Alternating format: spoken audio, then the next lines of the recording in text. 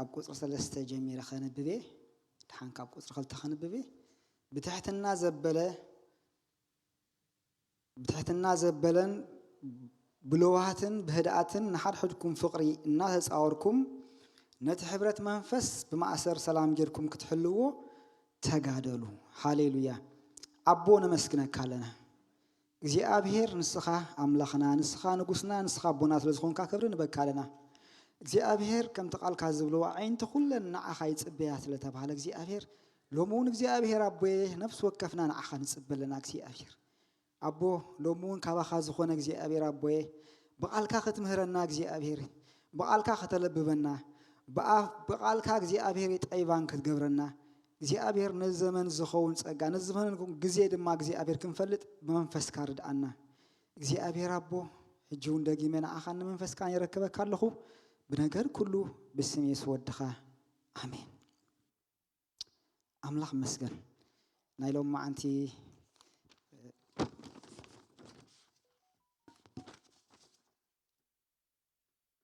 أرستي سمرتنا حزياد مسأخويك أرستي نايك الأملاك حبرة منفس بلي مالتي أملاك مسجن حبرة منفس كمتي أقدمنا ذنبنايو نتي حبرة منفس ما أثر سلام جيركم كتحلوه تجادلوا يبلنا إجزاء قال مالتي ስለዚህ እግዚአብሔር ከመጀመሪያ ንሰብክ ፈጥሮ خሎ እንታይ ገይሩ እግዚአብሔር በህብረት ወይ ካበቲ ኤሎሂም ዝብል ቃል ብናይ ስላሴ ህብረት ንሰብክ ፈጥሮ خሎ ንርኢ እግዚአብሔር አምላኽ ከአ እንታይ ገይሩ በመልክዕና በመስልና ሰብ ንግበር ኢሉ ፈጠረ ይብል እግዚአብሔር ይመስገን ስለዚህ እግዚአብሔር ከአ ንሰብ ክፈጥሮ خሎ ንሰብ ህብረት ምስ እግዚአብሔር ክገብር ጥራይ ቀንድ ዕላማ ንሰብ መፍጠር እዩ ማለት እዩ ስለዚህ ንሕና ምስ እግዚአብሔር ጥዑይ ዝኾነ ህብረት ንኽህልወና ይግባእ ማለት እዩ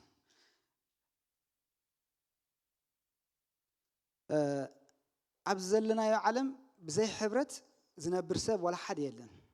ማለተይ ሰብ ወይ ከዓ ዝንቀሳቀስ ፍጡር بزي حبرت كنبر أي كلني مالتي سلامتاي እግዚአብሔር كفترنا خلو هذا زنقساقس هو زلو فطور يخون سب كفترو خلو صقعتኛ ገሩ نحد حدو ተደጋጊፉ ከም ዝነብር ገሩ ይፈጥርዎ كل ابز عالم زلو فطرت بزي حبرت كنبر أي كلني اب منታይ አይነት حبرت يحبر ግን እሱ ጥራህ ይፈልጦ ማለት እዩ ስለዚህ እግዚአብሔር ጥራህዩ አብዚ كل يونيفرس مالتيو بينو كنبر زخيل بينو نسو بقى لولاو زخونه املاح እግዚአብሔር ጥራህዩ ካልግን نحد حدو كم زدغاغف نحد حدو كم زدلاله ገሪዩ ፈጢርዎ ስለዚህ ኻ ሕብረት ዘድልየና ማለት እዩ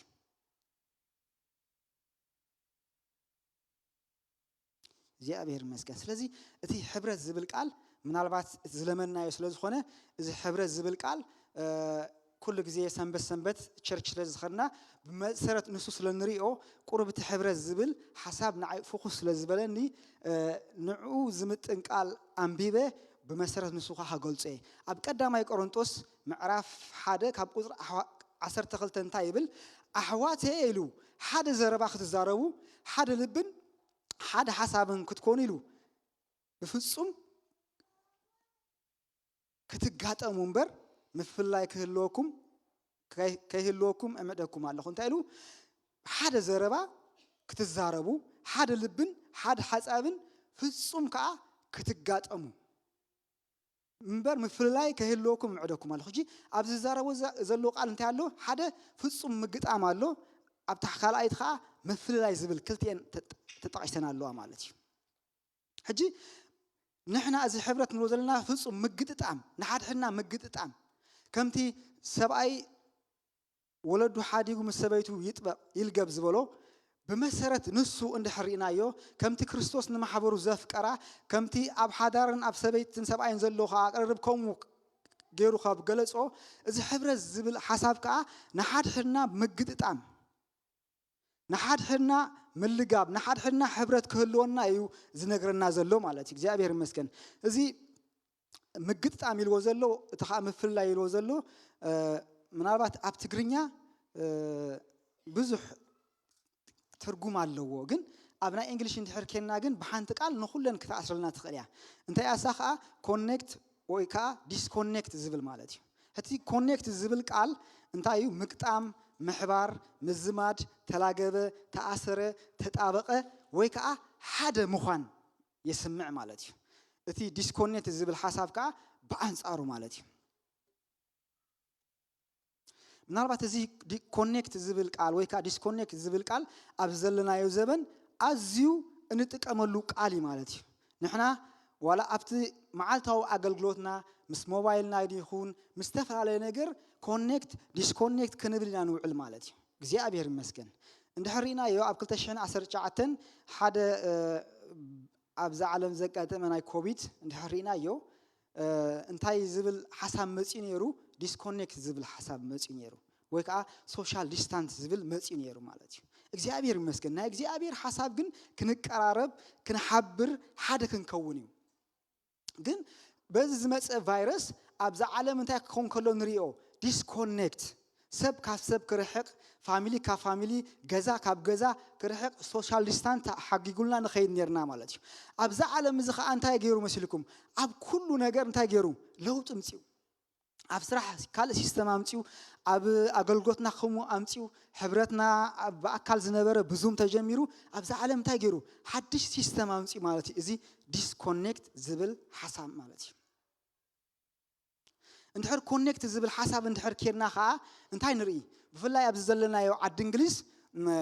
ኣብዚ ናይ ኩዕሶ እንድሕር መጺና ብዙሓት ኣለው ኣብ እንሪኦም ንፉዓት ስፖርተኛታት ማለት እዩ ግን እሶም ጥራሕ ኣይኮኑ ንፉዓት ክንደይ ከዓ ኮኔክሽን ስለዘይብሎም ክእለቶም ከለዎም ብሉጽ ብቕዓት ከለዎም ብሰንኪ ኮኔክሽን እንታይ ኮኑ ኣብቲ ዝለዓለ ከይበጽሑ ኣብ ገዛውቶም ጥራሕ ተሪፎም ዝተረፉ ከዓ ብዙሓት ኣለው ማለት እዩ ኣብ ካለ ዓለም እንድሕሪናዮ ውሑዳት እዮም በቃ ንድኽነት ስዒሮም ኩሉ ነገር ስዒሮም ኣብቲ ዝለዓለ ጥር ዝበጽሑ ውሑዳት እዮም ሕጂ ኣብዛ ዓዲ ዘለናዮ እንድሕር ሪና ግን ሓደ ኮኔክሽን ዘለዎ ሰብ ኩዕሶ ክጻወት ንዑ ኢዚዩ እንድሕር አቡ ተጻዋታይ እንድሕር ኮይኑ አቡ ፍልጥ ሰብ እንድሕር ኮይኑ እዚ ሰብ እዚ ፕሮፌሽናል ላይ መኳን ብዙሕ ጻዕሪ ምኻድ ኣይልዮን እዩ እንድሕር ንኣብነት ኢልና ሮናልዶ ወዱ ኣለዎ እንድሕር ማንቸስተር መጽኢት ወዱ ምስቶም ፕሮፌሽናል ተጻዋታይ ዕድል ይዝወሃቦ ስለዚ እንታይ እዩ እዚ ቆልዓ እዚ ወላ ሓደ ጻዕሪ ኣይልዮን እዩ ኣብቲ ፕሮፌሽናል ንኻእቱ ማለት እዩ ስለምንታይ ኮኔክሽን ኣለዎ ማለት እዩ ስለዚህ ንሕና ኣብ ክርስቲያን እንድሕር መጺና ንሕና ምስ መንፈስ ቅዱስ ኮኔክሽን እንድሕር ዘይብልና ብዙሕ ተማሃር ብዙሕ ናይ መጽሐፍ ቅዱስ አጽንዕ ብዙሕ ጥበብ ብዙሕ ፍልጠት ብዙሕ ድግሪ አክብ ወላ ሓንቲ ትርጉም የብሉን ብዘይ መንፈስ ቅዱስ እትገብሮ ነገር እንታይ እዩ ግዜኻ ጉልበትካ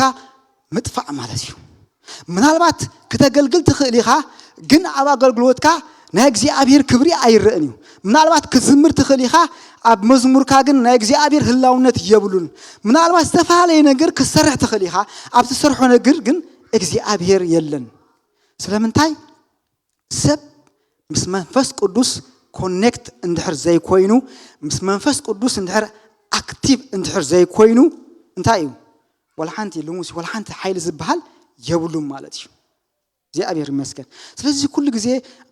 አክቲቭ ክንከውን አለና ማለት እዩ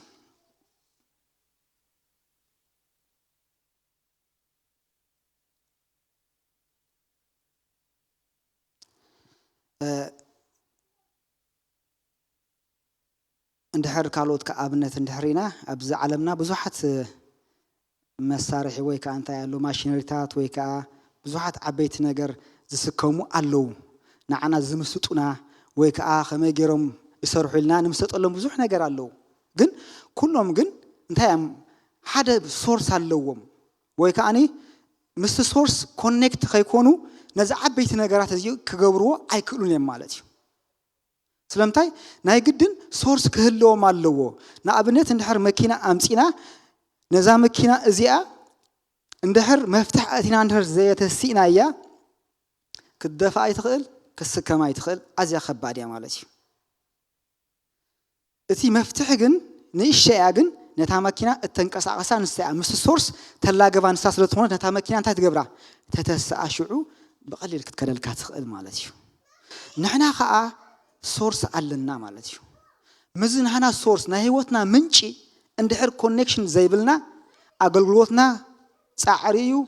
كل نجرنا كبلي مالتي سلازي مسس سورس نهنا ويكا مسس فترنا أملاخ انتهي كهلونا اللو كونكشن كهلونا اللو مالتي زي أبير مسكن أبقالك زي أبير انتايلو أب يوحنس 15:5 انتايلو اتو قندو ويني أنا إلو شأنفر كأن سخاتكم يخم بجاي كاي حانت كواخد قورو عيدخلون يخم امو اتي أباي زسألنا أنا ون أبو نسو إيو فرز فري إلو زي أبير مسكن سلازي نحنا انتايلو أبت قندي كنسألنا علنا ويكا أبتنا هنا قندي زخونة كريستوس أبو خلق جبال لنا مالتيو نحنا خاطش أنا فرس لزخونا انتر أو أبت قندو لاجيمنا أنا فر نحريكم وتخلف وقول كله بتشأنفر كوس خلوا بحالة راح قوني يكون الوز بخلتي بالانس نداخوني دخيل مالتي سلزخ أني أفتقون درت أبيكا مستيوم بالانس زخونو تشأنفرات كل زين تحت خون ناتكا ريليشنشيب بق سطوم يزخون مالتي سيابير مسكن سلزي قدمي نافت حبرت منفس ويكا ناف حبرت أعوات مخاد مجمرة مسمن حبرت كنجبرالنا مسك زي أبير تعي زخونة حبرت كهلونا علو مالتي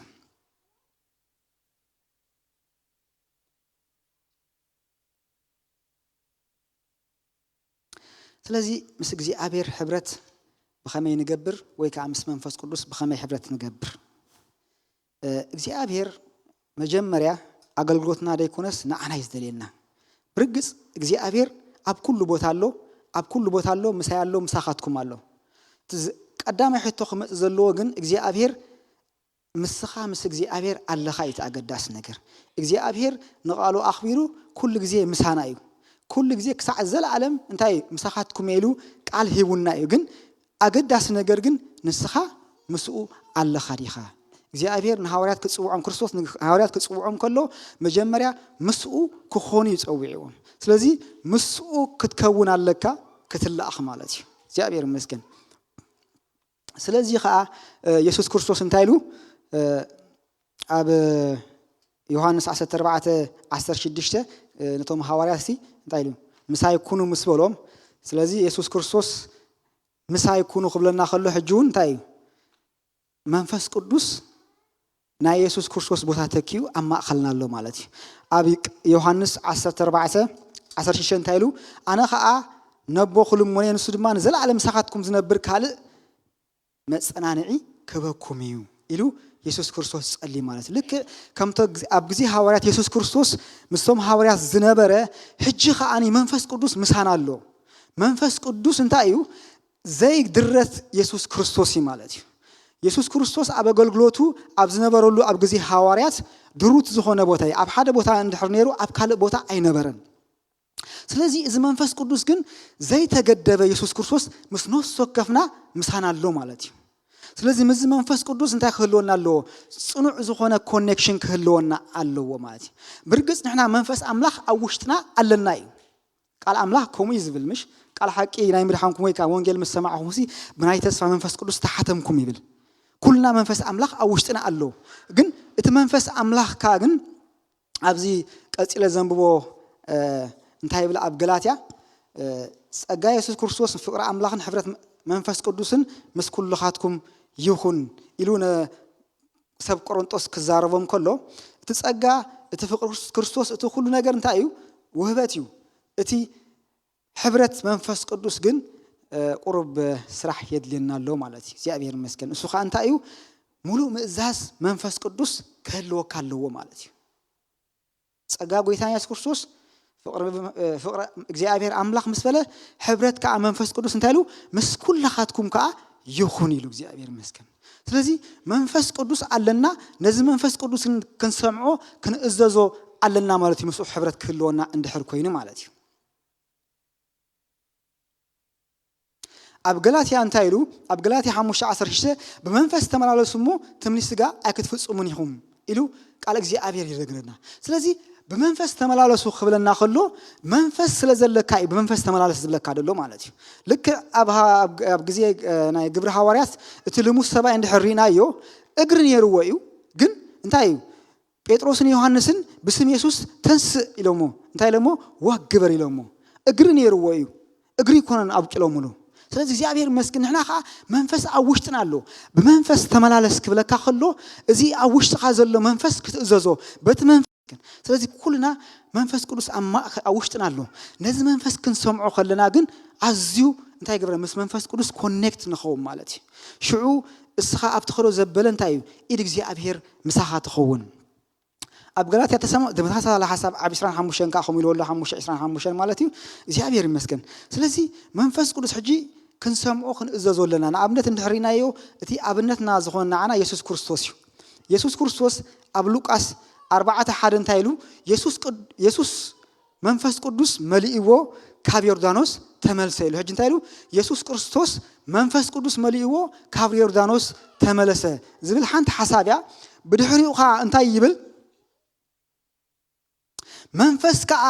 ናብ በረኻ በመንፈስ ከዓ ናብ በረኻ ተመርሐ ይብለና እግዚአብሔር ይመስገን ስለዚህ ኢየሱስ ክርስቶስ መንፈስ ቅዱስ ምስተመልአ እንታይ ኢሉ ብድሕሪኡ ከዓ ንመንፈስ ቅዱስ ተኣዚዙ እቲ መንፈስ ቅዱስ ከዓ ናብ በረኻ ክመርሖ ከሎ ንርኢ እግዚአብሔር ይመስገን ናብ በረኻ ክመርሐካ ከሎ ሎሚ ካልእ ኻትብል ግን እግዚአብሔር ይመስገን መንፈስ ከም ለይል ገይሩ ክመርሐካ ከሊ ግን መንፈስ እግዚአብሔር ምሳኻ ሃሉ እምበር ብዝሓለፍካ ይሕለፍ ስራ ተዓዋቲ ኢኻ እግዚአብሔር ይመስገን ስለዚህ ኢየሱስ ክርስቶስ መንፈስ ለዝምራሕ ስለዝነበረ እቲ ንኣዳም ዘውደቆ ኣዳም ብጽጋብ ወይካ ኣዳም ሓንቲ ነገር ተሪፋቶ ተፈቲኑ ዝወደቃ ክርስቶስ ግና ምንም ከይነበሮ እሞኻ ጠሚ ከሎ ነዚ ፈተና ክሓልፎ ከሎ ንርኢ ስለዚህ መኒ መንፈስ ቅዱስ ኃይል ስለዝሃቦ መንፈስ ቅዱስ ስለዘበርትዖ ምስ መንፈስ ቅዱስ ስጡም ዝኾነ ኮኔክሽን ስለዝነበሮ ማለት እግዚአብሔር ይመስገን ሽዑ እንታይ ይብል ኢየሱስ ድማ በኃይል መንፈስ ናብ ገሊላ ተመልሰ ኢሉ ወሪኡ ከዓ ኣብቲ ኣብ ጎደቦ ኣብ ዘሎ ዓድታት ከዓ ተሰምዕ ኢሉ ሽዑ ብመንፈስ ቅዱስ ኃይል ተመልዑ ኢሉ ናብ ገሊላ ተመልሰ ኢሉ ስለዚህ ኣብ ገሊላ ከዓ ኩሉ ወሪኡ ከዓ ተሰምዕ ኢሉ ኣብ ገሊላ ጥራሕ ኣይኮነን ገሊላ ንበዓላ ብዙሓት ዓድታት እየን ኣብ ጎደቦ ናይ ገሊላ ኩሉ ከኣሲ ወርኡ ተሰምዕ ኢልና እግዚአብሔር ይመስገን ብሓንቲ ግዜ ጸላው ሰብ ኮይኑ ማለት እዩ እስራኤል እግዚአብሔር ይመስገን እዚ ናይ መንፈስ ቅዱስ ስራሕ እዩ ስለዚህ ንሕና ኩሉ ግዜ ምስ መንፈስ ቅዱስ ሕብረት ክህልወና ኣለዎ ምስ መንፈስ ቅዱስ ሕብረት እንድሕር ዘይብልካ ንስኻም ንኣምላኽ ሸኸም ንሰብ ሸኸም ኢኻ ትኾን ማለት እዩ ንኣምላኽ እሾኽ ንሰብ እሾኽ ኢኻ ትኾን ማለት እዩ ስለዚህ ምስ እግዚአብሔር ዝለገበ ሰብ ምስ ማንም ሰብ ክለግብ ፀገም የብሉን ሃሌሉያ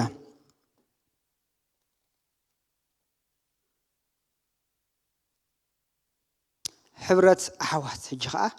እግዚአብሔር ምስ መንፈስ ቅዱስ ኮኔክት ኮይና ለና ሽዑ ኻናበይ ንኸይድ ናብ ሕብረት ኣሕዋት ማለት እግዚአብሔር ይመስገን ቃል እግዚአብሔር ክዛረብ ከሎ እንታይ ኢሉ ኣብ ዮሐንስ 17 ኩላቶም ምእንቲ ሓደ ክኾኑ ኢሉ ክርስቶስ ጸሊልና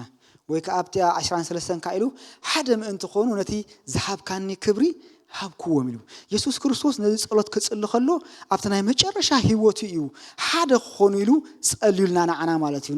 ነቶም ሐዋርያት ኢልዎም ነቶም ብቃሉ ዝኣምኑ ኩሎም ከ እንታይ እዩ ሓደ ክኾኑ ኢሉ ጸሊልና ማለት ስለዚህ ናይ እግዚአብሔር ሓሳብ ሓደ ክንከውን ኢና ማለት እዩ ብሓደ ብሕብረት ሓደ ክንከውን ዘረባና ዘበለ ሁሉ እንታይ እዩ ሓደ ክኸውን በሐሳብን ብልብን ከ ክንሰማማዕ እዩ ናይ እግዚአብሔር ሓሳብ ማለት እግዚአብሔር ይመስገን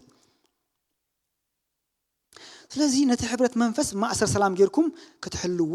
ተጋደሉ ስለዚህ ንሕና ሕብረትና እንታይ እዩ ናይ መንፈስ እዩ ማለት እዩ ሰብ ብዝተፈላለየ መገዲ ክሓብር ይኽእል እዩ ሰብ ብቋንቋ ክሓብር ይኽእል እዩ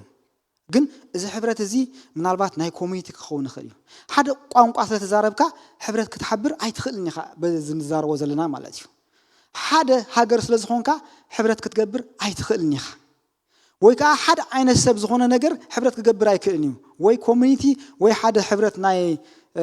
ተራ ነገር ክገብር ዝኽእል ማለት እዩ ኣብ ናይ እግዚአብሔር ሓሳብ ክንመጽ ከለና ግን ሓደ ይኮነን ዝብል ዝተፈላለዩ ኣካላት ዝተፈላለዩ ዓይነት ሰብ ዝተፈላለዩ ዓይነት ዝምባለ ዘለዎም ዝተፈላለዩ ባህሪ ዘለዎም እዮም ሓደ ዝኾኑ ስለምንታይ ካብቲ መንፈስ ኣምላኽ ተላዕለ እዚ ሕብረት መንፈስ ዝብሎ ሓላፍነት መንፈስ ቅዱስ ይድወስዶ መንፈስ ቅዱስ ከኣናቱ ፍረ ኣለዎ ንዓኻ ከተኣሳስረካ ከለጋገበካ ዝኽእል መንፈስ ፍረ ኣለዎ መንፈስ ኣምላኽ በቲ ዝተዋሃበና መንፈስ ኣምላኽ እዚ ኣብ ውሽጥና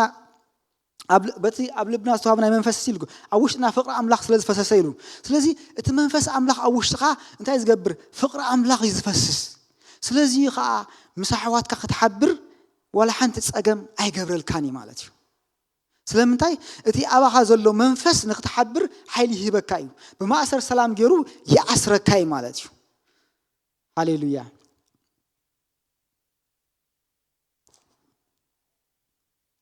سلازي انت ايو كمتي زبلنايو كرسوسي رأس محبر كلمة كلام حقاني أكلاتنا مالتي أكلات نحريكمو حدا عيت أكلات اللودي من البعض قتلته نركبنا خالقن استفل عليه كلهم كافانكشنهم كا استفل عليه مالتي كلهم طبيعتهم كا استفل عليه قال يوم صبو طبيعي زلهم قال يوم كحماق طبيعي زلهم مالهم قل انت هاي قبر اتي تصرنيفو زحازهم نجر قل نخلهم تعير كايو تساوير كخام تخيد يجبر كمالتي كتعالي تدلي خا تقانزانا أخير سمعك سلامتي حدث لزغون كمالتي كومي خا أب كرسنا خا دسيمي بقى استفل عليه بحر لنا جن كلنا أنت نجبر حدا نخون حدا تأكيم ناسي حدا أكلنا نقوم حجنا أبنت كلنا أودات راح عند حبرة مسير انت يقول محبر نايدك تبعتي ويلك سيمات خلنبر كلا عندي محبر أبتا ما علت مسير خاويك أبتا دلك جزيء خا تدلالنبر عتدلال نحس لم تحل عند بحري زلك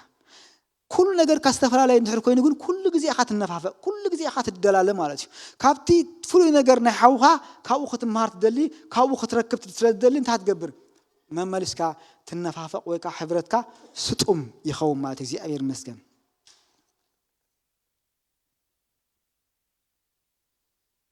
أنتو أم بيواني رأب حوي عبتاناي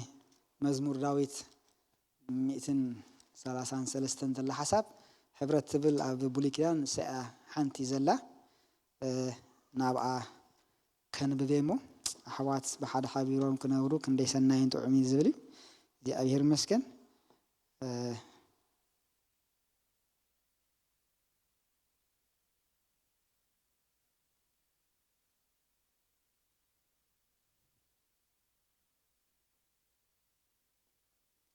انتايلو انه أحوات بحد حبيرهم كنا ورو كن ديسناين كن ديتو عمنيو أبتي كبر زيتي كاب رئسي أبجحمي أرون أبتي زفر لبسو زورج إيو إجزي أبير كأ بركة هيوتن زل العالم أو عزيز الله إلو زي أبير مسكن إزي مزمور زي نا إسرائيل وعين مزموريو كساب حجي زمر والله مالتي أبصبقهم أفكفهم بحد خوينم إني اتتحيزهم زمرو مزمور زي مالتي زي أبير مسكن أب إسرائيل وعين عند حرك المس خلنا جن انتايهم إسرائيل وعين 10 تخلت نجديهم نناتهم أرما مللي اللوم نناتهم أكسنت اللوم نناتهم بحل اللوم نناتهم سرح اللوم نناتهم كران اللوم فصوم أيرهونهم جن أبزنا أرون نجر كموس خلوا جن بحد يوم ستاند زخون مالتي أبزناتهم ليك أكهان كموس خلوا جن بحد يوم زحورو زي أبير مسكن سلامنتاي زي أرون عند حرينا يو بتيك أبو زيتي استقبأ ليك أكهانوميم زي ليك أكهان دما ما أنت كلهم نجد ناتهم نجد تمثاليت أبزي خدانو إفورد سفر عليه عتقي ناتهم 10 تخلت نجد وكيلو زوكل أول باسو صورة كدان لبيسو أبتي دكان مرخاب كأتخلو سلا كلهم سلا زاتو أبزي نجرزي بحدا يمستاند زغور أي فلالين يوم سلازي يوم كأكسع حجي بنا إسرائيلوان أبت زغط مم نجر ولا حمادي ولا صبوق أنت يوم زغورو بحدا ستاند زغورو زي أبير مسكن سلامنتاي بقى نسيو إن ده حدا خاوم فليز بلا حسابه ويك أتفليم تيو كم كحدتيو زقصر كوبيلو موسيسي كاب قالفر زبحال سيلو مسزبو مكرا كركب تايم كتسقبسي حري لنا እግዚአብሔር መስከን ስለዚህ አብ መከሮም አብ ጽቡግዚኦም በሓደ ስታንድ ዝኾኑ እግዚአብሔር መስከን እዚ መዝሙሮም ይኸአ ስለዚህ ኸአዩ ንሕና ኸአ ብዝተፈላለየ መገዲ ዝተፈላለየ ባህሊ ዝተፈላለየ ተዓብያ ህልወና ኸልዩ ኣብቲ ንሕና ዝደሓናል ወይ ከዓ ኣብቲ ሊቀ ካህና ኣብቲ መልከ ጻዲቅ ንሕና ኢየሱስ ክርስቶስ ክንመጽእ ከለና ግን ሓደ ክንከውን ኣለና ንዓና ሓደ ዝገብረና እዚ ኢየሱስ ክርስቶስ እዩ እግዚአብሔር መስከን نسيو حدا زجبرنا نو النار أنا نحونا خريئو زلنا نبتي نحنا استجبرلنا ويكان نحنا بتتحدى قلنا فقري النار أنا نحونا خنفقرو خلنا عايز جمناني مالتي زي أبير مسكن ምናልባት ምስ ግዜ ሓጽር የቢላ እግዚአብሔር ይመስገን ኣብ ዘፍጥረት እንድሕር መጺና ኸኣኒ እዚ ኣብ ዘፍጥረት ዘንብበልኩም ዘለኹ ቃል ምናልባት መንግስቲ ኤርትራ ወይ ከዓ መንግስቲ ናይ ዝዓዲ ኣይኮነን ዝዛረቦ ዘሎ ባዕሉ እግዚአብሔር ተዛረቦ ቃል ያኸንብበልኩም ማለት እዩ እግዚአብሔር ይመስገን እንታይ ኢሉ ኣብ ምዕራፍ 11 ምድሪ ብዘላ ሓደ ቋንቋ ብሓደ ንግግርን ነበረት ኮነ ድማ ንምቕራብ ንምብራቕ ኣቢሎም ምስ ተጓዓዙ ኣብ ምድሪ ሲናር ጎልጎል ረኸቡ ኣብኡ ድማ ተቐመጡ ንሓድሕዶም ድማ ክላግዳ ጡብ ንስራሕ እሞ ብሓዊ ንድፈኖ ተባሃሉ እሞ ጡብ ኣብ ክንዲ እምኒ ጸብሪ ከዓ ኣብ ክንዲ ኖራ ኮነሎም ሽዑ ድማ ክላግዳ ኣብ ልዕሊ ገጽ ኩላ ምድሪ ምእንቲ ፋሕ ከይንብልሲ ከተማን ርእሱ ሰማይ ዝጽንቁር ግንብን ንስራሕ ስምና ከዓ ነጸውዕ በሉ እግዚአብሔር ከዓ ነቲ ደቂ ሰብ ሰርሕዎ ዝነበሩ ከተማን ግንብን ክርኢ ወረደ እግዚአብሔር ድማ እነሆ ኩላቶም ሓደ ዘረብኦም ሓደ ሕዝቢዮም መጀመርታ ግብሮም ከዓ እዚ ኢሉ ሕጂ ድማ ክገብርዎ ኢሎም ዝሓቀንዎ ዘበለ ዝኽልክሎም የልቦን ኢሉ እግዚአብሔር ይመስገን እግዚአብሔር ባዕሉ ዝዛረብ ዘሎ እዚኦም ሰባት እዚኦም አንጻር ፍቃድ አምላኽ እዮም ተስዮም ዘለዎ ስሞም ንኸጸውዑ እዮም ሰማይ ጽንቁር ግንብ ዝሰርሑ ዘለዎ ግን እግዚአብሔር እንታይ ርኢሎም ሓደ ልብን ሓደ ሓሳብን ኮይኖም ነዚ ዝሓሰብዎ ነገር ክሰርሑ ከም ተላዓሉ ማንም ከ ኣብዚ ምድሪ ደው ዝብሎም ኃይል ከም ዘየለ እግዚአብሔር ፈሊጡ ይዝብ ዘሎ ስለዚህ እግዚአብሔር ይመስገን ናይ ሓድነት ወይ ከኣኒ ናይ ሕብረት ኃይሊ ኢና ንርኢ ዘለና ኣብዚ ማለት እዩ እግዚአብሔር ይመስገን እዚኦም ሰባት እዚኦም ምናልባት ጸጋ ጎይታ ኢየሱስ ክርስቶስ አይ ተገልጸን ይርኸውን ፍቅሪ አምላኽ እሺ ሕብረት መንፈስ ቅዱስን አይነበሮም እንታይ ነይሮም ግና እቲ ዩኒቲ ዝበሃል ነይርዎም በቃ ንሓድ ሕዶም እንታይ ሓደ ዘረባ ስለተዛረቡ እንታይ ገብሩ ከለው ንርኢ ሰማይ ዝጥንቁር ግንቢ ክሰርሑ ከም ተዳለው እግዚአብሔር ባዕሉ እንታይ ኢሉ ነዚኦም no one stop them ወላ ሓደ ብዝምድሪ ጠጠው ዘብሎም ኃይሊ የለን ኢሉ ዝዛረብ ዘሎ እግዚአብሔር ይመስገን ሽዑ እግዚአብሔር ባዕሉ እንታይ ኢሉ ብዚ እንታይ ኢሉዎም እግዚአብሔር ድማ ኩላቶም ሓደ ዘረቦም ሓደ ህዝቢዮም መጀመርታ ግብሮም ከኣዚ እሞ ሕጂ ድማ ክገብርዎ ኢሎም ዝሓቀንዎ ዘበለ ዝኽልክሎም የልቦን እምበኣር ኢሉ ማንም ንዘረባ ብጻዩ ምእንቲ ከይሰምዕሲ ንዑን ውረድ ኣቡ ከዓ ዘረብኦም ንደባለ ኸይሉ እግዚአብሔር ይመስገን እግዚአብሔር እንታይ ገብሮም ከሎ ንርኢ ነቲ ዘረቦም ክደባልቆም ከሎ ንርኢ እግዚአብሔር ይመስገን ስለዚ ናይ ቋንቋ ምፍላይ አይኮነን ጸገም ቋንቋ ሎሚ ብተፈላለየ መገዲ ብትርጅማን ድዩ ክንረዳ ንኽእልና ንሕና ሓደ ንዛረብ ህዝቢና ግን ዘረባና ግን ካልእ እቲ ንዛረቦ ዘረባሲ ክንሰማምዓሉ ኣይንኽእልና ሓደ ሓሳብ ክንመጽእ ኣይንኽእልና ልክ እግዚአብሔር ከዓ ከምኡ ገይርዎም በቃ ቋንቋኦም ደባሊቕዎ ዘረቦም ከዓ ደባሊቕዎ ሽዑ እቲ ሓደ ዝሓስቦ ካልእ እቲ ሓደ ሓስቦ ካልእ ሽዑ ፋሒሎም ማለት እግዚአብሔር ምስ ግን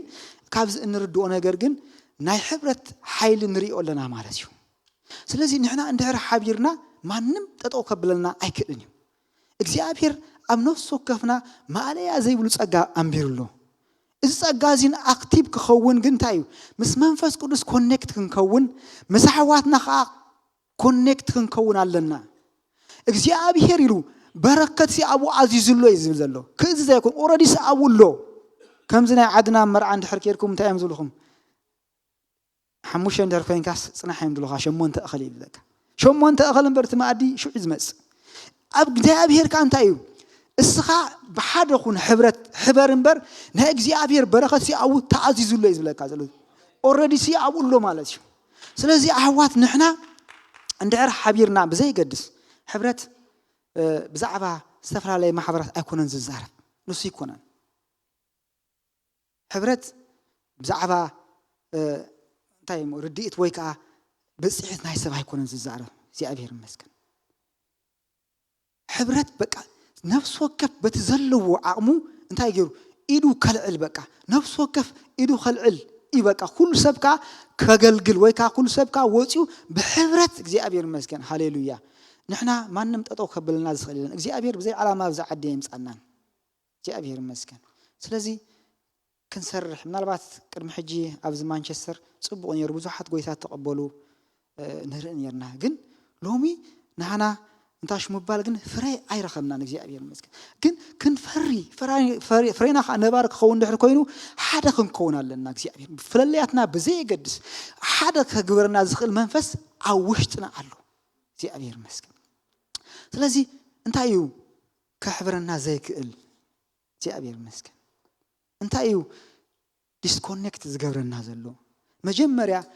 عفترتنا إذا علم ديسكونكت زجمرة أب أدمي مالتي أدم أب جنة إيدن انتهي نيرو مسك زي أبير تصبوز وانا ركب نيرو جن فرا بليعو ديسكونكت كوبر كلهم سأملاخ نريو إذا ديسكونكت خاني أب إيدن حد سرعات كمس خلو نريو مالتك زي أبير مسك سلازي أدم فرا بليعو انتهي خوين مالتي بس ما نفس قدوس انتهي جيرو وي مسك زي أبير حبرته أبقى عارسو زي مبلع زي مالتي زي ما قبلي وقلملت زبلع نجرسي عبز مصحف قدوس اندحر كريو خلنا أدم أبزا فترة ثلاثة شد شخمي فرا بليعو مسك زي أبير حبرت تطويل ويك أبقى عارسو إيساو كأني أبزا فترة إسران حموشين ثلاثة كسع سلاحان ثلاثة كأني بزبلع أنت هجرو مس بكرو إنه أنت هجرو ديسكونكت كون كلون دريو مالتي بزبلع نجر إيساو بكرو إنه أنت هجرو بزبلع نجر شيء توا نقصل إلي ملك كان دحرنا رينايو أما نصحف روت إذا إلي ملك إجزي أبير نجوسو زخنة حزبي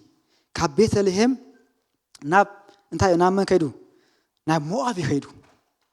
إذا كيدان زلوا السبيو كاب كيدان وجن سلسمة ما بدليو نابي كيدو نام مواب كيدو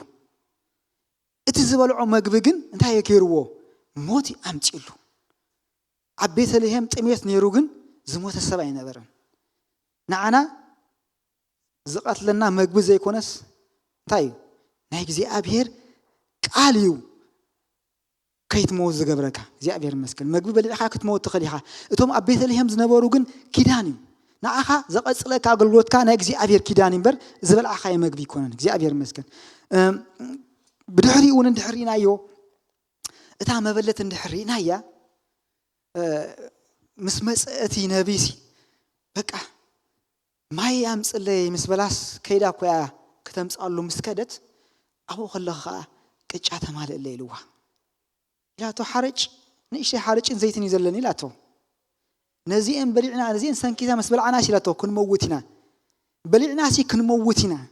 تي أبير مسكن أبزل لنا يعدي تنبلعو مجوس زموتي كل ندحرينا يسي زي ما بلش بيت من الوقت أورجانيك فود يتبلع نيرة ندحرينا يلو ميزي شوب فاتجن بلع خيو زحم مجبي كله انتهلتهم نتي نبي زي أقطع بلعنا أنا نوديسي كن موتنا بلع خاو ممات هاللو مالتي زي أبير مسك انتهى الواجن كيدي الوا كم تزبلكيو جبري مجمريا جن لو نعي بدحري خان أخن نود خيلوا زي أبير مسك قالك زي أبير كاوتش الله إتي بلعة زموت نجر نعو وسيدو نعجن به وزنبرا قال زري الله أب جزاها مغبي عيتسأنان زي أبير مسكن هاليلويا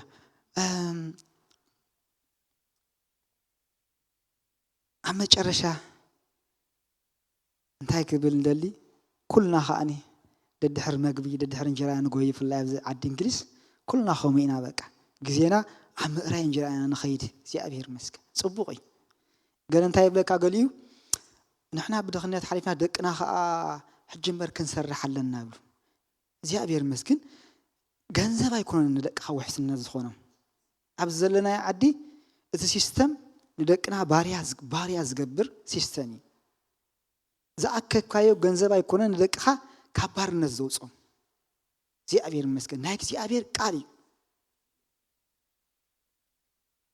حانت أبنت كرينا حجون بزعة مقبينا عن كيد مالتك زي أبير أبقى ما ينقست أبقى لا ينقست معرف 4 كان البابيك زي أبير مسكن كلا ينقست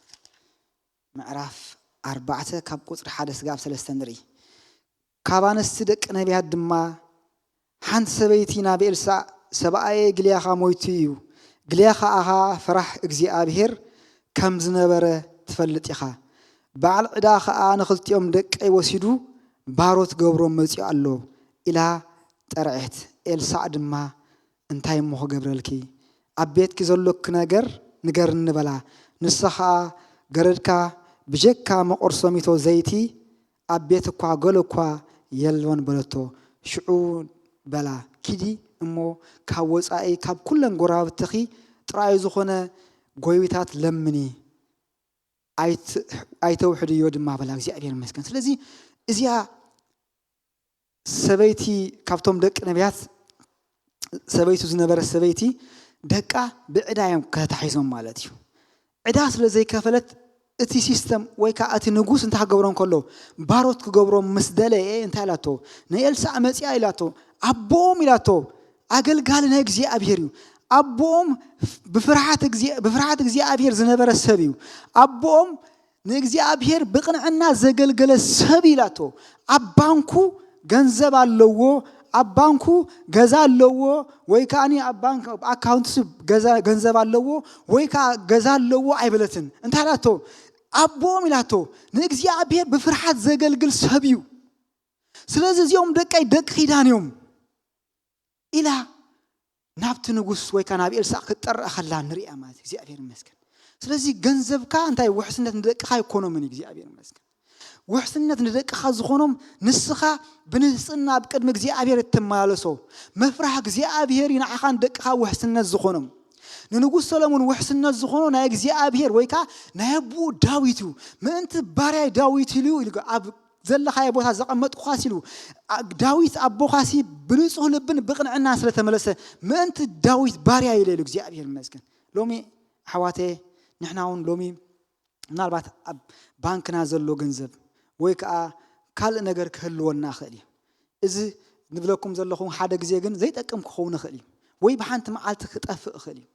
ዘይጠፍእ እግዚአብሔር ይመስገን ካባኻትኩም ዘይውሰድ ግን እንታይ እዩ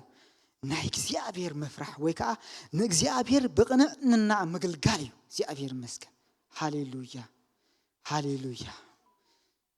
ማርያም ግን ሃይሉ خي زي وسد كده حالي الله له እግዚአብሔር ይመስገን ማርታ በሐቂ ብዙሕ ክእለት ነይርዋይ ዝመፀ ጋሻ ተቀቢላ መግብ ከሽና ከተብልዖ ትኽእል ሰብያ ንማርያም ኣይተቅርባንያ ምናልባት ተበላሽውለ ይኽትብላ ነይራ ስለዚህ ኻ ኢየሱስ ክርስቶስ ኣብ ቤታ ምስ መፀ ማርታ በብዙሕ ነገር ትደክምን ላዕልን ታሕትን ትብል ነይራ ማርያም ግና ኣብ ትሕቲ ጎይታ ኢየሱስ ክርስቶስ ኮፍ ኢላ ዘይውሰድ ግዜ ተሓር ነይራ እግዚአብሔር ይመስገን ሎሚ ኸ ኣሕዋተይ ሎሚ ኣነ ጥራሕ ዘይገበርክዎ ኣነ ጥራሕ ዘይሰራሕክዎ ኣይንበል እግዚአብሔር ይመስገን ኩልና እግዚአብሔር ብሕብረት ክንሰርሕ ንኽእል ኢና እግዚአብሔር ይመስገን እግዚአብሔር ክረዳእና እግዚአብሔር ተሲና ክንዓይና ኣምላኽ ሰማይ ከቕንዓልና እሞ ንሕና ድማ ባሮቱ ተንሲና ክንዓይና እግዚአብሔር ዘበነ ምድጋፍ ኩነልና እግዚአብሔር ዘበነ ምጭባጥ ኩነልና እግዚአብሔር ዘበነ ምጥባቅ ኩነልና እግዚአብሔር ንስኻ ካባይ ትበልጽ ንብለሉ ዘበነ ኩነልና እግዚአብሔር አብ ሃሌሉያ ንጸልይ ሃሌሉያ ሃሌሉያ